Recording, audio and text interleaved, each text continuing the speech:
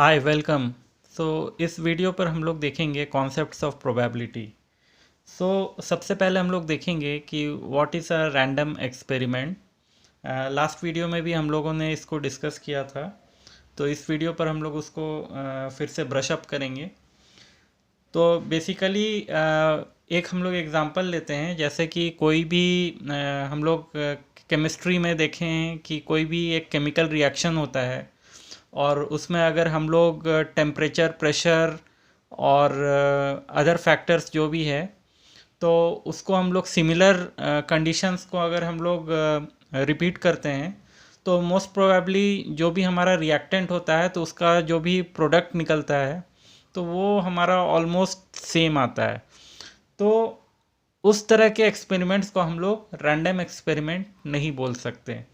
Basically random experiment वैसा experiment होता है जिस पे हमारा कोई कंट्रोल नहीं होता है।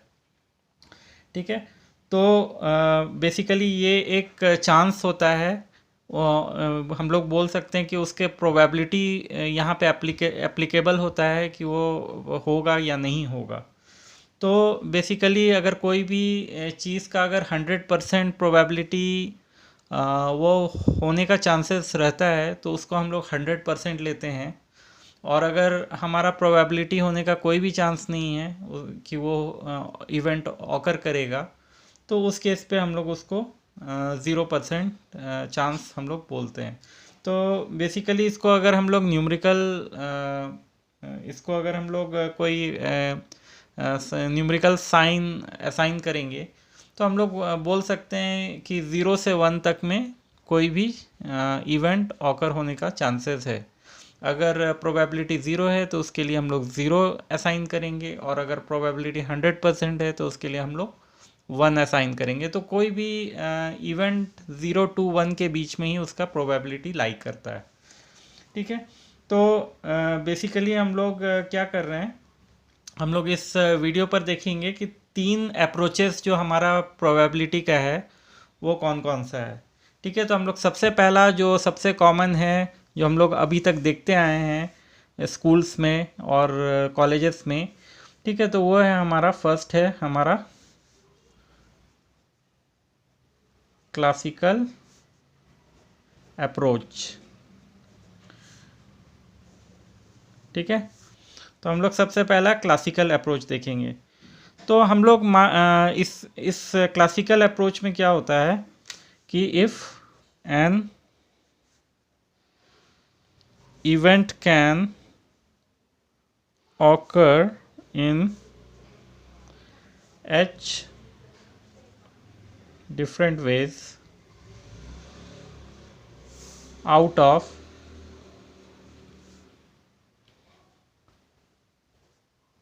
total number of n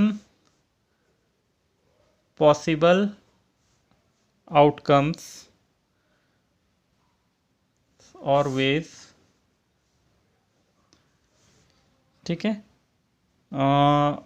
all of which are equally likely। ठीक है, हर एक का चांस इक्वली लाइकली है। तो ये क्लासिकल अप्रोच में हम लोग का क्या होता है कि हम लोग जो भी आउटकम्स जितना भी आने वाला है उसको हम लोग मान के चलते हैं कि हर एक आउटकम होने का चांसेस इक्वल है। ठीक है।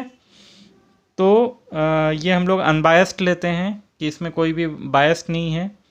ठीक है। तो इस केस में क्या होगा, देन द प्रोबेबिलिटी इज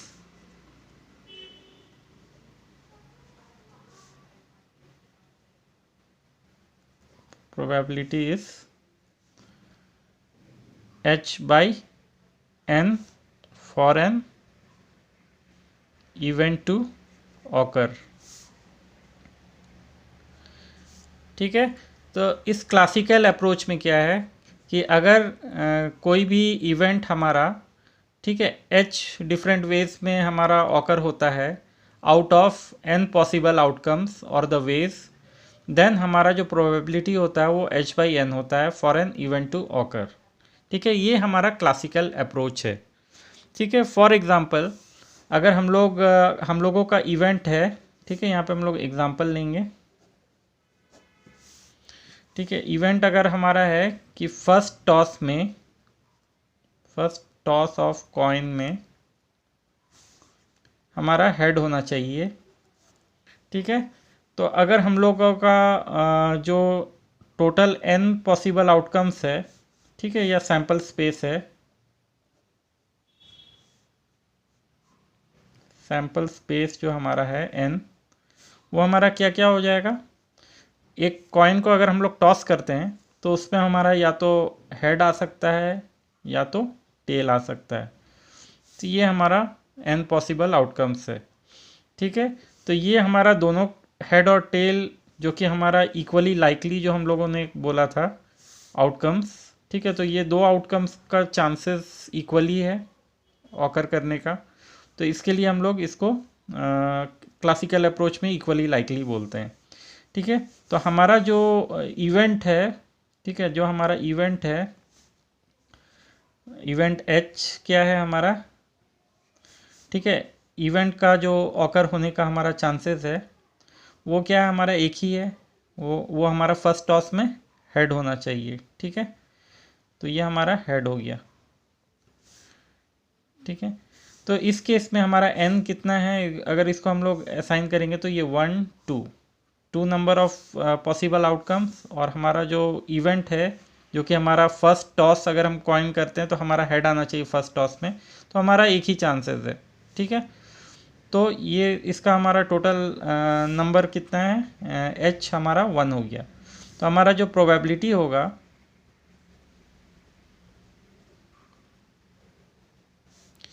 ठीक है, ये हमारा हो जाएगा 1/2, दैट इज h/n। ठीक है, तो ये हमारा क्लासिकल अप्रोच है।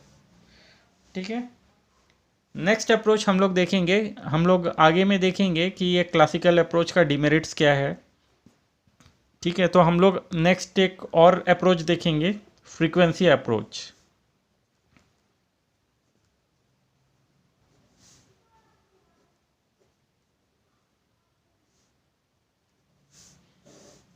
ठीक है, हमारा नेक्स्ट है frequency approach.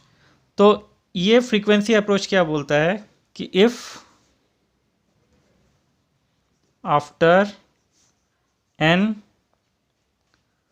repetition of an experiment, English correction, experiment where n is very large, ठीक है, where n is very large, तो ये n क्या है हमारा सैम्पल स्पेस है। तो यहाँ पे क्या है कि n is very large, then an event is observed to occur in h ways या h टाइम्स। ठीक है, h टाइम्स अगर हमारा कोई भी इवेंट, अगर हमारा कोई भी एक्सपेरिमेंट को हम लोग रिपीट कर रहे हैं n टाइम्स में, ठीक है, तो उसमें हमारा क्या है कि कोई भी एक पर्टिकुलर इवेंट, जैसी अबव केस में क्लासिकल अप्रोच में हम लोग देखे थे कि हमारा इवेंट था कि फर्स्ट टॉस ऑफ कॉइन में हेड आना चाहिए। ठीक है, ये हमारा इवेंट था, और हमारा जो सैम्पल स्पेस था वो दो था, हेड और टेल दोनों कोई भी आ सकता है क्योंकि ये इक्वली लाइकली था। ठीक है, तो फ्रीक्वेंसी अप्रोच में क्या है कि after n number of repetition of an experiment where n is very large, इसको हम लोग नोट करेंगे, n is very large, and event is observe to occur in h number of times. ठीक है, तो हमारा प्रोबेबिलिटी क्या होगा, देन probability is h/n। ठीक है, तो इसको हम लोग दूसरा बोल सकते हैं, इसका नाम है एम्पिरिकल प्रोबेबिलिटी।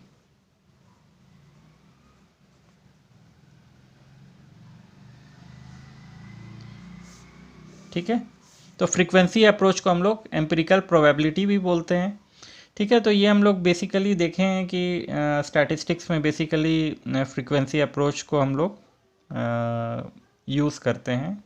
ठीक है, उसके चांसेस ऑफ ऑकरेंस को हम लोग निकाल लेते हैं उससे। तो ये दोनों जो क्लासिकल अप्रोच है और फ्रीक्वेंसी अप्रोच है, इसमें दो एम्बिगिटी है। ठीक है, कि क्लासिकल अप्रोच में क्या है कि हम लोग ये मान के चलते हैं कि हर एक इवेंट का होने का चांसेस इक्वली लाइकली है। ठीक है, और फ्रीक्वेंसी अप्रोच जिसको हम लोग एम्पिरिकल प्रोबेबिलिटी अप्रोच भी बोलते हैं, तो इसमें क्या है कि हमारा जो हमारा नंबर ऑफ एक्सपेरिमेंट है वो वेरी लार्ज होना चाहिए। तो ये दो हमारा जो प्रॉब्लम्स है, जो एम्बिगिटी है, ठीक है, इसके लिए हम लोग क्या है कि ये दो अप्रोचेस को हम लोग इंजीनियरिंग अप्रोच में हम लोग नहीं लेते हैं। ठीक है, तो बेसिकली हम लोग देखेंगे थर्ड अप्रोच। ठीक है, तो इसका एग्जांपल भी हम लोग एक देख लेते हैं। ठीक है, कि if we toss example, if we toss a coin 1000 times and find that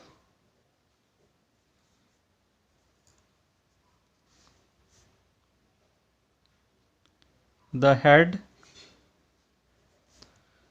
comes up suppose 532 times।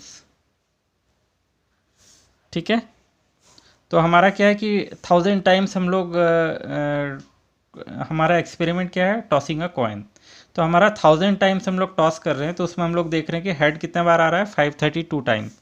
Then the probability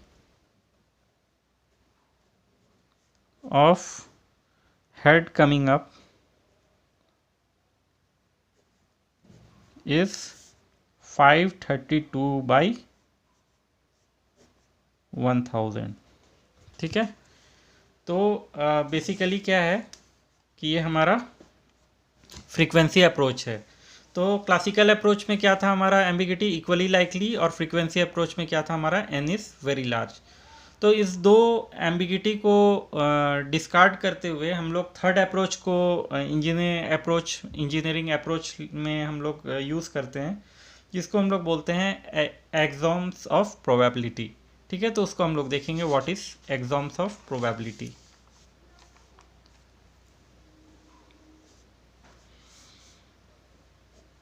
ठीक है, थर्ड अप्रोच है हमारा एक्सॉम्स ऑफ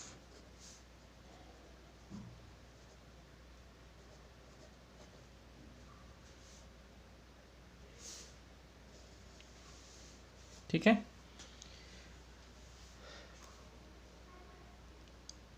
ठीक है, तो हम लोग सैम्पल स्पेस पिछले वीडियो में देखे थे कि दो तरह का सैम्पल स्पेस है।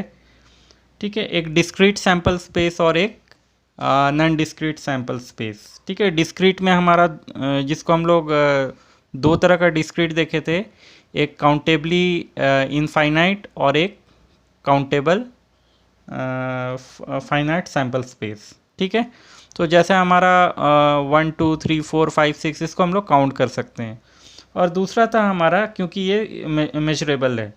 ठीक है, और दूसरा हमारा क्या था, जो नॉन डिस्क्रीट था, उसको हम लोग मेजर नहीं कर सकते हैं, क्योंकि वो एक टाइम स्पैन के बीच में मान के चलते हैं कोई भी अगर हमारा सैम्पल स्पेस है।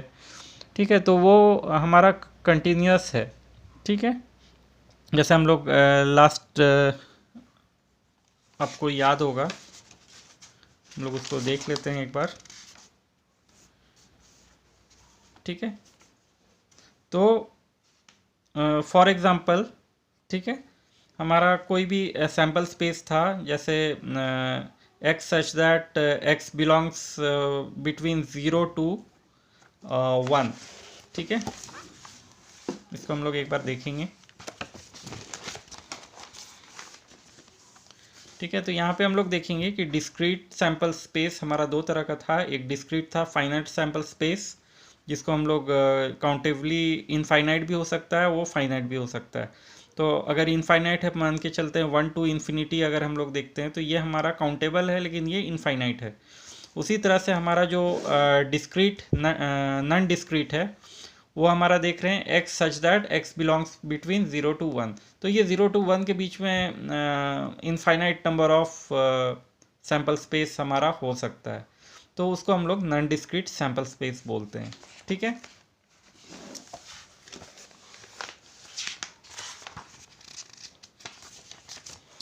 ठीक है। तो हम लोग देखेंगे कि what are एक्सोम्स of probability.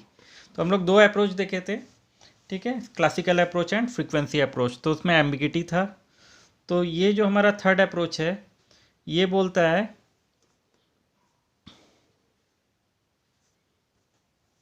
Suppose we have sample space S, ठीक है, इस एस को हम लोग मान लेते हैं sample space. If S is discrete मतलब वो काउंटेबल है, ठीक है, या काउंटेबली इनफाइनाइट भी हो सकता है। तो इफ एस इज डिस्क्रीट, ठीक है, देन ऑल सबसेट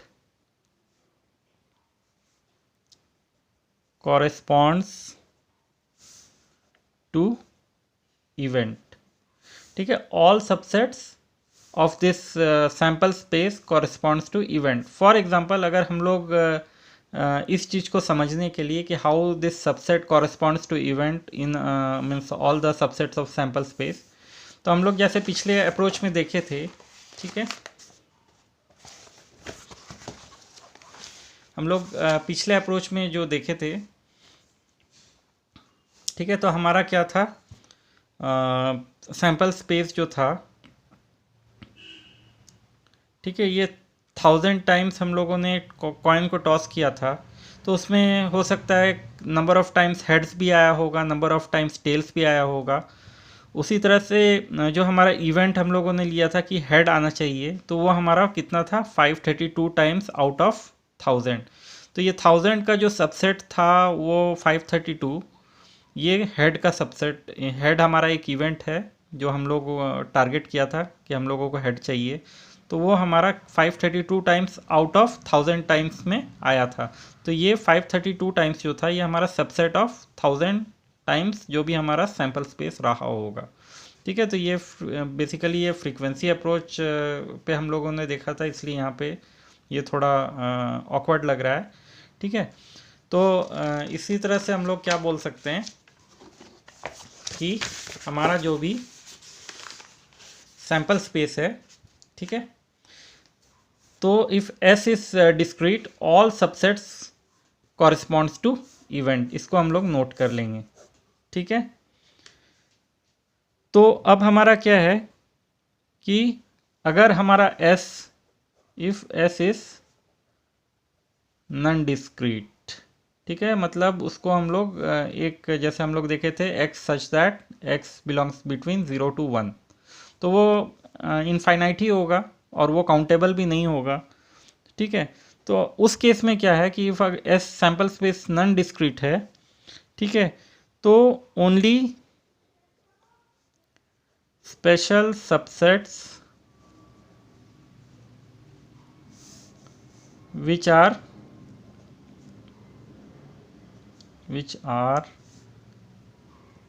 measurable, ठीक है, special subsets which are measurable, ठीक है, दीज कॉरेस्पॉन्ड्स टू इवेंट, ठीक है। तो सैम्पल स्पेस का सबसेट जो है वो हमारा इवेंट होगा नॉन डिस्क्रीट केस में, जिसको हम लोग मेजर कर सकते हैं, ठीक है।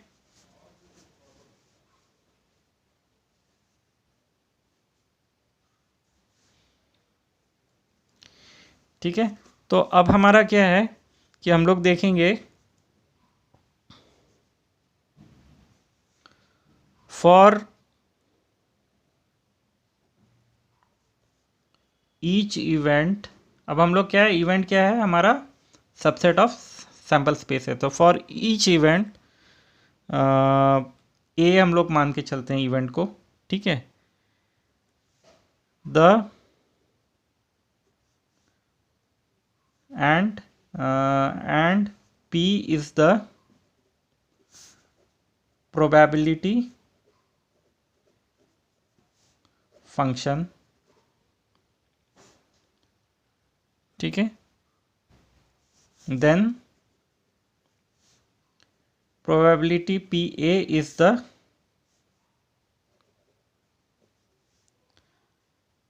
probability of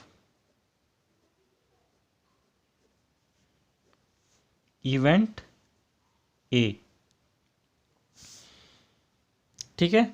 तो कोई भी अगर हमारा सैंपल स्पेस का सबसेट है, मान के चलते हैं वो, उसको हम लोग इवेंट ए ले लेते हैं, ठीक है। तो अगर हमारा P is the probability function, then PA is the probability of event A, ठीक है। तो ये बेसिकली हम लोग क्या है कि हम लोग सेट थ्योरी को यहाँ पे अप्लाई करेंगे, ठीक है। तो यहाँ पे सबसे पहला हमारा जो एग्जाम्स है, ठीक है। तो हमारा पहला एग्जाम क्या है, exam number 1, for every event A, ठीक है, probability of occurrence of A is greater then और इक्वल टू 0। हम लोगों ने क्या देखा था कि कोई भी प्रोबेबिलिटी को हम लोग असाइन करते हैं 0 से 1 के बीच में, तो या तो वो प्रोबेबिलिटी होने का बिल्कुल ही चांस नहीं है उसका, तो उसको हम लोग 0 लेते हैं, या फिर वो ग्रेटर देन इक्वल टू 0 रहेगा, ठीक है। तो कोई भी इवेंट या तो होगा या तो नहीं होगा, तो ऑब्वियसली वो ग्रेटर देन या इक्वल टू 0 रहेगा। एग्जाम 2 हम लोग देखेंगे,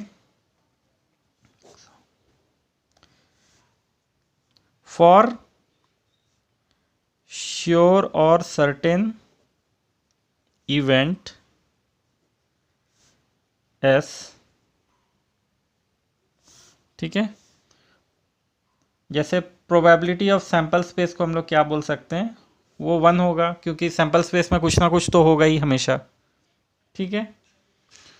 नाउ थर्ड है हमारा exam 3, for mutually exclusive events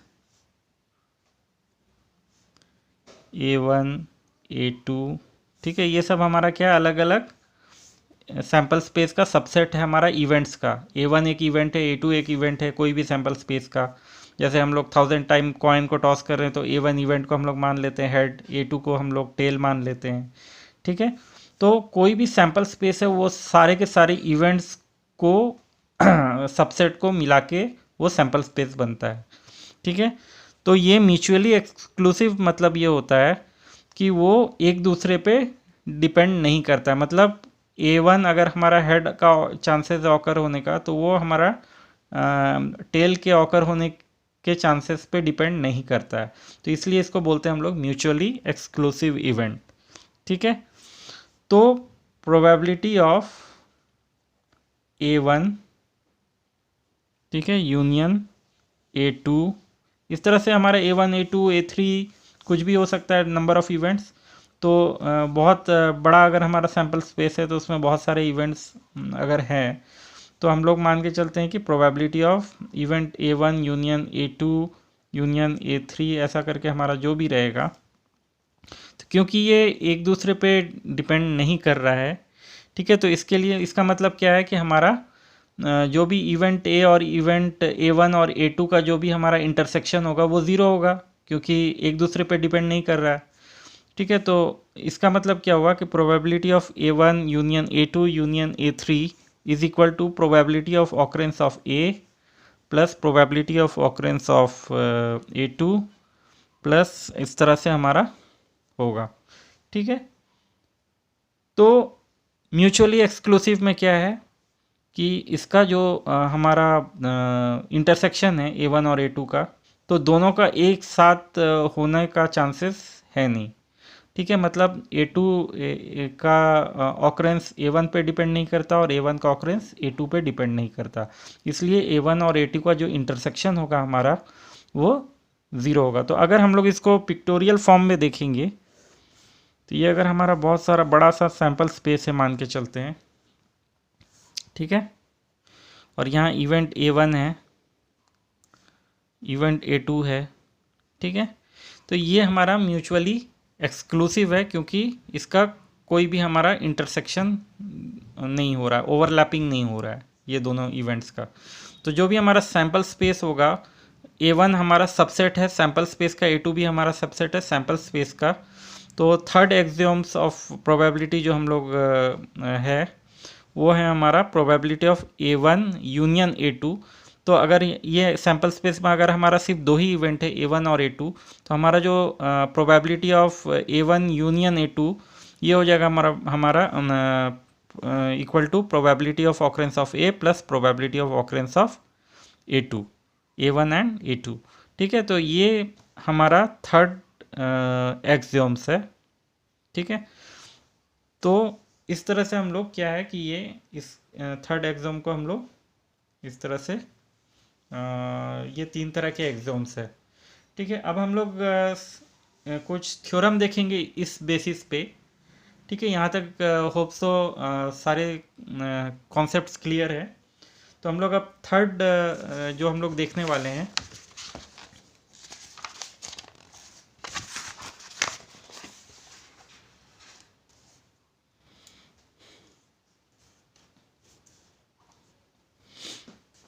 ठीक है। तो अब ये तीन एक्सियोम्स जो हम लोगों ने देखा था, तो उस पर अब हमारा जो डेरिवेशंस कुछ देखेंगे। तो सम इम्पॉर्टेंट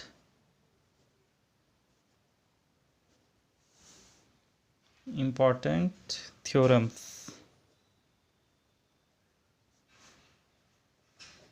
ऑन प्रोबेबिलिटी।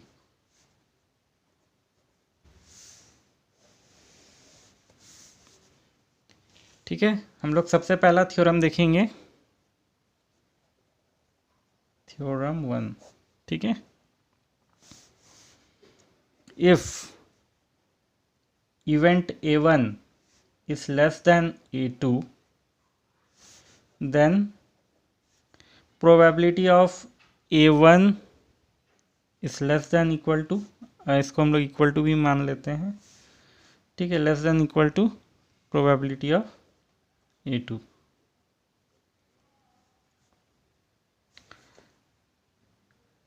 ठीक है, ये अगर इक्वल टू नहीं भी होता है तब भी हमारा ये इक्वल टू होगा। क्यों? क्योंकि हो सकता है दोनों का चांसेस ऑफ ऑकरेंस सेम हो, ठीक है।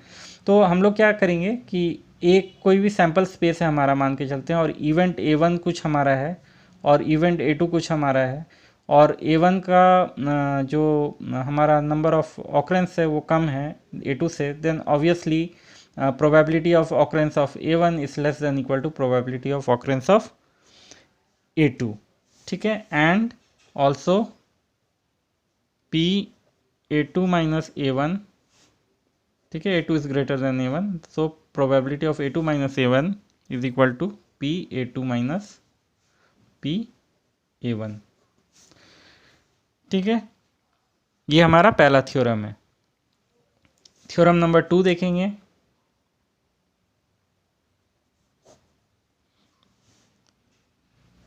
For every event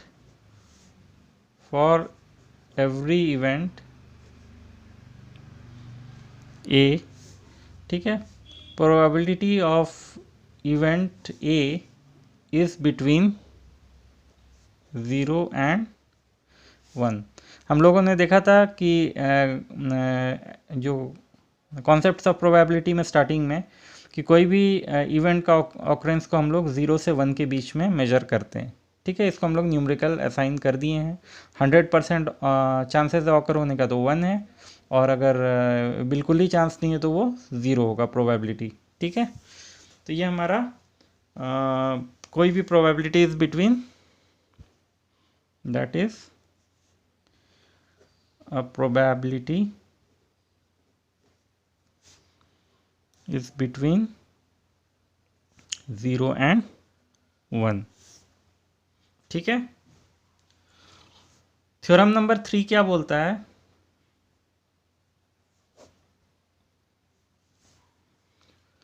probability of phi, जिसको हम लोग बोलते हैं नल, ठीक है, इज 0। ठीक है। तो कोई भी फाई मतलब क्या हो गया? Impossible event. तो कोई भी इम्पॉसिबल इवेंट होगा तो उसका प्रोबेबिलिटी क्या है? 0। ठीक है, that is the impossible event has probability of 0। ठीक है, यहाँ तक क्लियर हो? I hope so.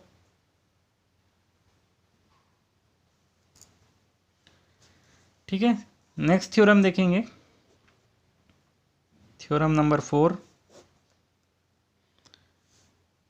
ठीक है, कंप्लीमेंट हम लोगों ने देखा था, हम लोग सेट थ्योरी पे हम लोग कंप्लीमेंट्स जानते हैं कि एक्सक्लूडिंग कोई भी हमारा जो भी इवेंट है उसको अगर छोड़ के हम लोग कोई भी सैम्पल स्पेस के अंदर में अगर हमारा कोई इवेंट ए है तो हमारा जो कंप्लीमेंट होगा, ठीक है, वो सैम्पल स्पेस माइनस ए होगा। ठीक है, तो इफ़ ए कंप्लीमेंट, ठीक है, A dash is the complement of A,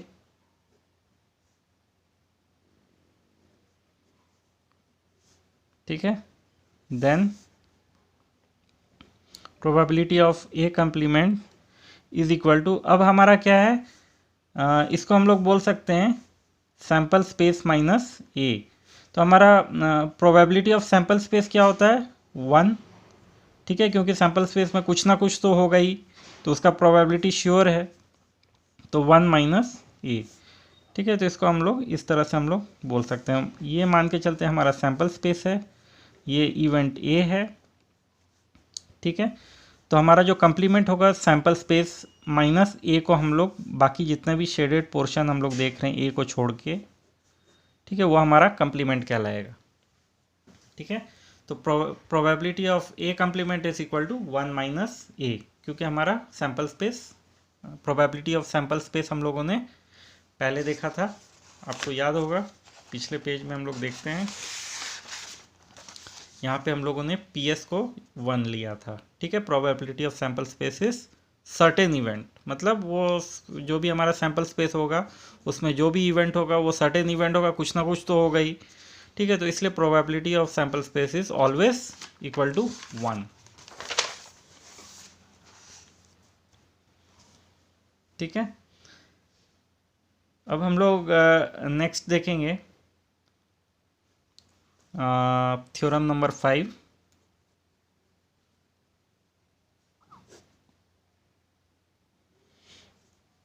ठीक है, इसको हम लोगों ने पहले भी देखा है कि if,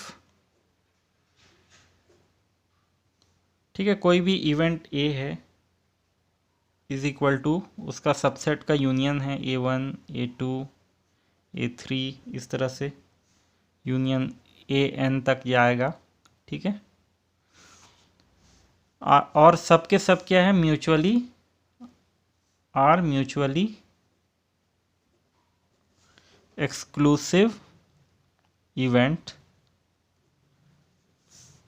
then PA is equal to PA1 plus PA2 plus PA3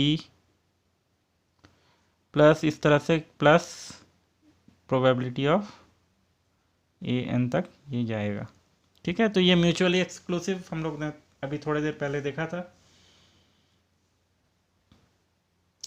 ठीक है, तो अब क्या है कि अगर हमारा PA इक्वल टू अगर हमारा सैम्पल स्पेस होगा तो obviously probability of sample space क्या है? 1 होगा।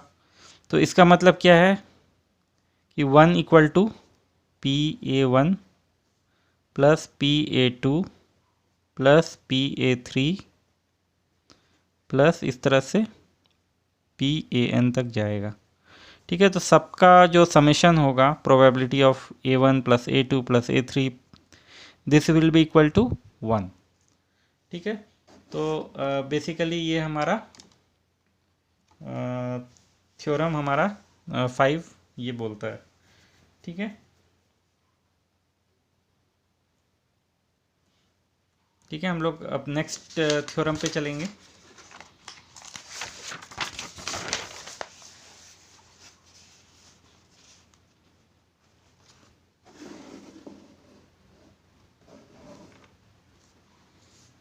ठीक है, theorem number 6।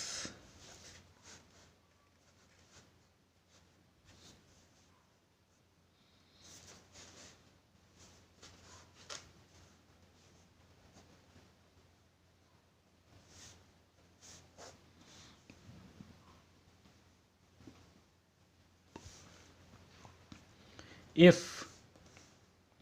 A and B are two events, ठीक है, then probability of A union B is equal to probability of A plus probability of B। तो ये कब होगा? जब म्यूचुअली एक्सक्लूसिव होगा। ठीक है, तो हम लोग क्या है कि म्यूचुअली एक्सक्लूसिव हम लोग पहले ही मान लिए थे, तो इसके लिए हम लोग क्या किए थे कि इसको हम लोग P A plus P be directly कर दिए थे। ठीक है, तो अगर हम लोग को इसको म्यूचुअली एक्सक्लूसिव अभी नहीं मान के चलते हैं, तो इसका मतलब क्या होता है, इसमें से हम लोगों को माइनस करना होगा probability of A intersection B.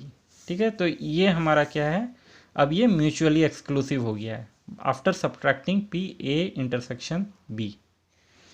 ठीक है, तो इसको हम लोग क्या बोल सकते हैं, इसको और इलेबोरेट करेंगे। ठीक है, more generally if A1, A2, A3 are any three events, then probability of A1 union A2 union A3 is equal to क्या होगा, probability of A1 plus probability of A2 plus probability of A3। ठीक है, अब इसमें से हम लोग minus करेंगे इंटरसेक्शन को, probability of A1 intersection A2 minus probability of A2 intersection A3 minus probability of A3 intersection A1। ठीक है, plus probability of A1 intersection A2 intersection A3। ये हमारा सेट थ्योरी से ये डिराइव होता है। A1 union A2 union A3 is equal to A1 plus A2 plus A3 minus A1 intersection A2 minus A2 intersection A3 minus A3 intersection A1 plus A1 intersection A2 intersection A3। तो इसको हम लोग क्या है कि इस exams of probability में इसमें हम लोग प्रोबेबिलिटी फंक्शन को इसमें अप्लाई करते हैं। ठीक है, तो ये हमारा जनरलाइज्ड है for n number of events. ठीक है, अगर ये हमारा 3 इवेंट है तो ऐसा हमारा n नंबर ऑफ इवेंट्स भी हो सकता है। ठीक है, अब नेक्स्ट थ्योरम है हमारा theorem number 7।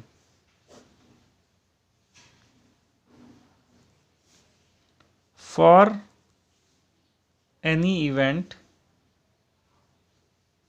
A and B, probability of occurrence of A is equal to probability of occurrence of A intersection B plus probability of occurrence of A intersection B complement। ठीक है, इसका मतलब क्या हुआ, हम लोग इसको डायग्राम में देखेंगे। ठीक है, अगर दो इवेंट्स है हमारा कोई एक सैम्पल स्पेस में, सैम्पल स्पेस S, हमारा इवेंट A है और ये इवेंट हमारा B है। ठीक है, मान के चलते हैं ये यहाँ पे हमारा इंटरेक्शन पॉइंट है। ठीक है, तो ये A इंटरसेक्शन B है।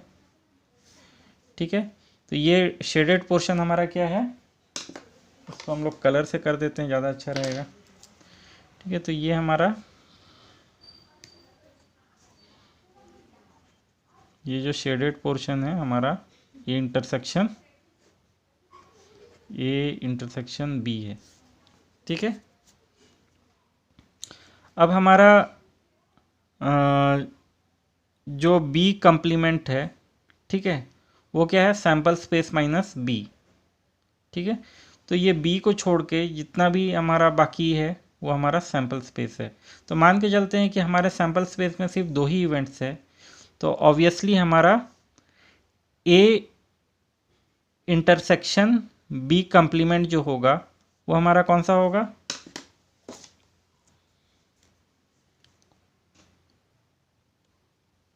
ठीक है, वो हमारा ये ग्रीन से शेडेड पोर्शन ही होगा, क्योंकि इसमें से ए इंटरसेक्शन बी कंप्लीमेंट, तो बी कंप्लीमेंट क्या है हमारा, बी को छोड़ के। ठीक है, तो बी हमारा इस पूरे के पूरे यहाँ पे ये जो सर्कल है बी का, जो कि ए में भी आ रहा है, तो वो इंटरसेक्शन वाले को भी वो इंक्लूड करेगा। तो बी कंप्लीमेंट क्या होगा, ये बी वाला सर्कल को छोड़ के बाकी जो पार्ट बचता है हमारा सैम्पल स्पेस में, वो हमारा बी कंप्लीमेंट कहलाएगा, जो कि हमारा सैम्पल स्पेस माइनस बी। तो सैम्पल स्पेस में हमारा 2 इवेंट है, ए और बी।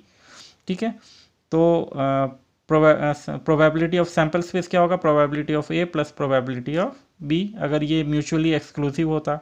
लेकिन यहाँ पे इंटरसेक्शन है, तो इसलिए हम लोग क्या करेंगे कि यहाँ पे हम लोग प्रोबेबिलिटी ऑफ ए निकाल रहे हैं। तो प्रोबेबिलिटी ऑफ ए क्या होगा हमारा, probability of A intersection B, जो कि ये पोर्शन हो गया हमारा शेडेड वाला, क्योंकि ये ए का, इसमें भी ए का पार्ट है और बी का कॉमन पार्ट है। तो क्योंकि हमारा ये ए का ही पार्ट है, तो ये हमारा इंटरसेक्शन ए इंटरसेक्शन बी हो जाएगा, प्लस हमारा जो ग्रीन वाला हमारा शेडेड पोर्शन है वो हमारा ए इंटरसेक्शन बी कंप्लीमेंट हो जाएगा, क्योंकि ये बी हमारा जो बी का सर्कल को अगर हम ए से माइनस करते हैं तो ये हमारा ग्रीन वाला जो शेडेड पोर्शन है ए में वो बचेगा। तो क्योंकि हमारे सैम्पल स्पेस में सिर्फ 2 ही इवेंट था, ए और बी, ठीक है, तो इसलिए ये हमारा ग्रीन वाला shaded portion A intersection B complement होगा। तो हमारा क्या है कि ये बेसिकली रेड और ग्रीन को देखेंगे तो वो हमारा मिल के ए प्रोबेबिलिटी ऑफ ऑकरेंस ऑफ ए ही कहलाएगा, अगर हमारे यहाँ पे 2 इवेंट्स है।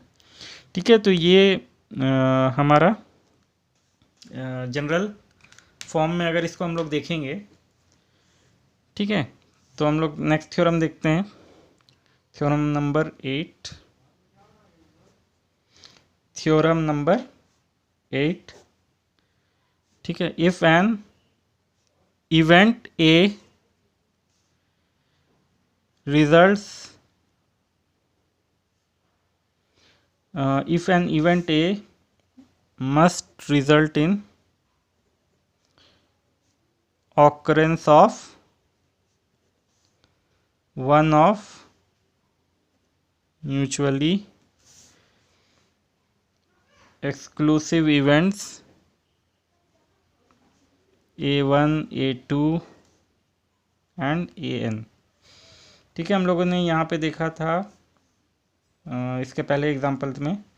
ठीक है, तो यहाँ पे हम लोग क्या करेंगे कि if an event A must result in occurrence of one of the mutually exclusive events A1, A2, AN, ठीक है, then probability of occurrence of A is equal to probability of A intersection A1 plus probability of A intersection A2 plus probability of A intersection AN।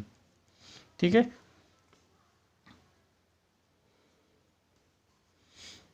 ठीक है, तो जो भी हमारा कोई भी इवेंट ए अगर हम लोग लेते हैं, ठीक है, और इसके कारण क्या हो रहा है कि हमारा A1, A2 और AN ये इवेंट्स भी ऑकर हो रहे हैं जो कि एक दूसरे पे डिपेंड नहीं करते हैं। तो हमारा जो प्रोबेबिलिटी ऑफ ए होगा वो क्या होगा, हमारा probability of A intersection A1 plus probability of A intersection A2 plus probability of A intersection AN। ठीक है, तो होप सो ये एक्सम्स ऑफ प्रोबेबिलिटी थ्योरम यहाँ तक क्लियर है। ठीक है, तो ये हमारा ये वीडियो यहीं पे हम लोग स्टॉप करते हैं। नेक्स्ट वीडियो में हम लोग अगले टॉपिक्स को देखेंगे। Thank you.